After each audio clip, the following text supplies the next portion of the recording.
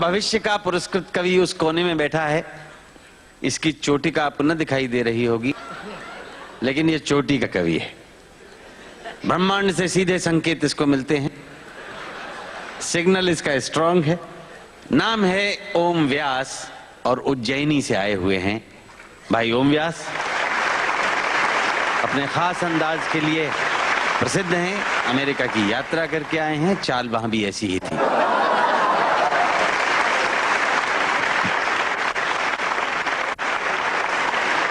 आप सबको प्रणाम करता हूँ। जो लोग जोड़े से बैठे हैं उनको जोड़े से प्रणाम करता हूँ। जो विवाहित किसी कारण से अकेले बैठे हैं उनसे निवेदन करता हूँ कि घर जाकर मेरी तरफ से चरण स्पर्श पहुँचाएं। जो कुंवारे बैठे हैं उनको इलू इलू करता हूँ। उन लोगों को विशेष प्रणाम करता हूँ जो सहारा श्री अमर सिंह जी, मुलायम सिंह जी के प्रोटोकॉल में यहाँ जबरदस्ती फंसे हुए हैं, जिनका कविता से कोई लेना देना नहीं है। मैं उनको प्रणाम करता हूँ। उन लोगों को स्पेशल प्रणाम करता हूँ जो भोजन के चक्कर में ये भजन का आनंद ले रहे हैं।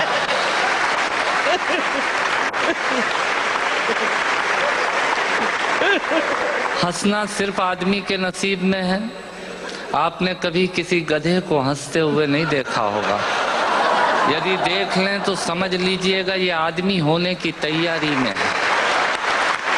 और किसी आदमी को गुमसुम उदास बैठा देख लें तो समझ लीजिएगा कि ये वो होने की तैयारी में है। आनंद से बैठिएगा। मैं आपको ज्ञान की एक भी पंक्ति नहीं सुनाऊंगा। भगवान महाकाल की कसम खाकर कहता हूँ, इस देश में अमिताभ जी आजकल ज्ञान की स्थिति बड़ी खराब चल रही है। सवेरे 18 चैनल खोलो तो 19 बाबा प्रवचन देते हुए मिल रहे हैं और उसी समय हम ब्रश करके थूक रहे हैं।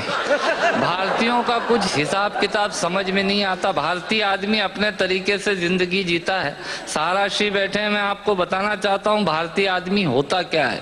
बेसिकली भारतीय आदमी वो होता है जो टूथब्रश के आगे वाले हिस्से के खराब हो जाने के बाद चाकू को गर्म करके उस पोर्शन को काटता है और बचे हुए हिस्से से पजामे में नाड़ा डालने का यंत्र बनाता है। ये होता है भारतीय आदमी। इधर से तालियां कम बज रही हैं, इधर का मामला ठीक है। मुझे याद है भारतीय आदमी हीथ्रो एयरपोर्ट पे, लंदन में हीथ्रो पे एयरपोर्ट पे मशीनें लगी हुई हैं पॉलिश करने की जूतों पे। एक पैर डालो पॉलिश हो जाती है, दूसरा पैर डालो पॉलिश होने के बाद वो पैर पकड़ लेती है। फिर उसमें 50 सेंट्स डालिए तो वो पैर छोड़ती है। भारतीय पहुंचा एक, उसने एक पैर एक मशीन में पॉलिश हो गई, दूसरा पैर दूसरी मशीन में फंसा दिया। मुलायम सिंह जी, मरण तो उस आदमी का हुआ जो अंग्रेज आया। उसने जैसे ही पहला पैर फंसाया मशीन ने पैर पकड़ लिया, उसकी काउंटिंग में तो 2 हो गए। भारतीय आदमी ये होता है। मैं आपसे निवेदन करता हूँ, आज यहाँ हमारे दिलीप चौबे जी और राकेश पांडे जी मुझे एंटरटेन कर रहे थे, बता रहे थे ये 325 एकड़ में फैला हुआ है सहारा शहर। मैं आपके लिए जानकारी देता हूँ, सहारा शहर 325 एकड़ में नहीं फैला हुआ है। सहारा आजकल इन दिनों देश में एक विचार बन गया है जो पूरे देश में यत्र तत्र सर्वत्र नजर आता है।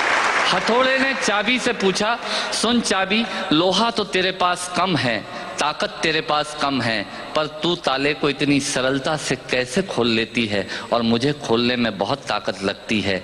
तब चाबी ने हथौड़े को जवाब दिया कि सुन हथौड़े, लोहा और ताकत तेरे पास ज्यादा है, पर तू ताले की ऊपरी सतह को छूता है और मैं ताले के अंतर मन तक जाती हूँ और उससे निवेदन करती हूँ और वो खुल जाया करता है। स्वर्गीय हरिवंश राय बच्चन जी ने लोगों के दिलों में उतरने का प्रयास किया, इसलिए वो 100 वर्ष बाद भी आज भी हमारे अंतस में हैं। लोग दिमाग पर छाते हैं, उन्होंने दिल में पहुंचने की कोशिश की। मैं उनकी स्मृति को प्रणाम करता हूँ और एक छोटी सी हास्य व्यंग की कविता से अपनी बात समाप्त करता हूँ। जब मैं कहूँ मजा ही कुछ और है, आप ताली बजा दीजिएगा। ये इनका तकिया कलाम होता है। जिनके आखिरी उंगली के नाखून का भी ऑपरेशन नहीं हुआ, वो आपको बाईपास कराने के लिए हॉस्पिटल का सजेशन देने आ जाएंगे। ये होते हैं रायचंद। सुनिएगा, आनंद लीजिएगा और ऑब्जर्वेशन देखिएगा। दांतों से नाखून काटने का, छोटों को जबरदस्ती डांटने का, पैसे वालों को गाली बकने का, मूंगफली के ठेले से मूंगफली चखने का, कुर्सी पे बैठ के कान में पेन डालने का और रोडवेज की बस की सीट में से स्पंज निकालने का।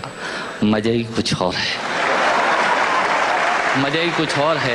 एक ही खूंटी पे ढेर सारे कपड़े टांगने का साइकोलॉजी है। एक ही खूंटी पे ढेर सारे कपड़े टांगने का, नए साल पे दुकानदार से कैलेंडर मांगने का, ये एक शौक होता है। क्यों सेठ जी इस बार कैलेंडर वैलेंडर नहीं आए क्या? मैंने कहा तेरे घर में जगह तो है नहीं टांगने की, क्या भाभी की चोटी पे टांगेगा कैलेंडर?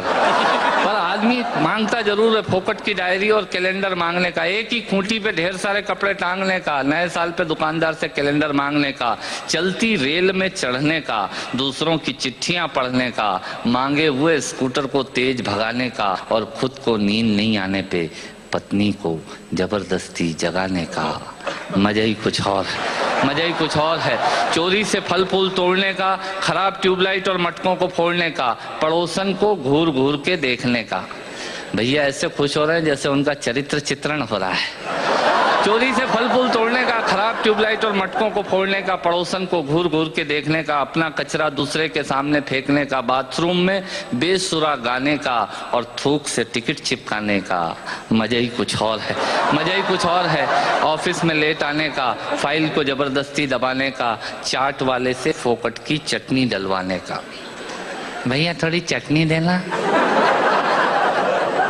ऑफिस में लेट आने का, फाइल को जबरदस्ती दबाने का, चाट वाले से फोकट की चटनी डलवाने का, बारात में प्रेस किए हुए कपड़ों पे फिर से प्रेस करवाने का, ससुराल में साले से पान मंगाने का और साली की पीठ पे धोल जमाने का। मजा ही कुछ और है, मजा ही कुछ और है। ब्याज के माल से मलाई खाने का, थर्ड क्लास ससुराल को फर्स्ट क्लास बताने का। ससुराल किसी की बुरी नहीं होती और साला तो विवेकानंद जी से कम बुद्धिमान किसी का होता ही नहीं है। और ब्याज के माल से मलाई खाने का, थर्ड क्लास ससुराल को फर्स्ट क्लास बताने का, पंगत में बैठ के एक ही सब्जी के लिए दो दोने लगाने का, आरती में सबसे ज्यादा फटा हुआ नोट चढ़ाने का, दूसरे के टेलीफोन से चिपकने का, गुटके और पान इधर उधर पिचकने का, कमजोर से बेमतलब लड़ने का और पत्नी को रोज रोज परेशान करने का। मजा ही कुछ और है। मित्रों, श्रोताओं को भी कविता सुनाने का मजा ही कुछ और होता है, पर मन मेरा उस वक्त रोता है जब मजे के लिए शब्द अपने अर्थ खो जाते हैं और कुछ श्रोता तो बैठे बैठे ही सो जाते हैं, और कुछ श्रोता तो बैठे बैठे ही सो जाते हैं। यदि आप जीवित और जागृत हैं तो प्रमाण बताइए। कविता खत्म करता हूँ, तालियां बजाइए।